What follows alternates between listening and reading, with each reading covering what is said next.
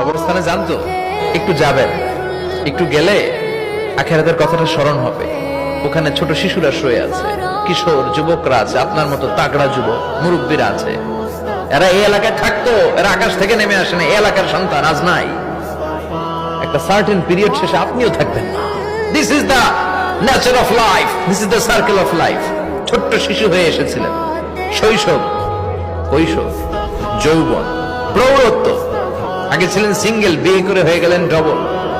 এরপরে আল্লাহ আপনাকে একটা মেয়ে দিল, এরপরে মেয়েকে বিয়ে দিয়ে শ্বশুর হলেন, এরপরে ওই মেয়ের ঘরে সন্তান হতে নানা হলেন। আর কতদিন? অনেক দিন হলো তো, অনেক লম্বা সময় পেয়েছেন আপনি। Think about that. এবার যাওয়ার কথা ভাবেন, আখিরাতের সামানের কথা ভাবেন, ফিরে যেতে হবে।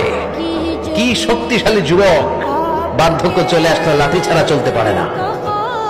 কুচকুচে কালো দাড়ি সাদা হয়ে যায়, দাড়ির শুভ্রতা, বয়সের ভার, রং ধরা যৌবন জং ধরে শেষ, ঠিক কিনা?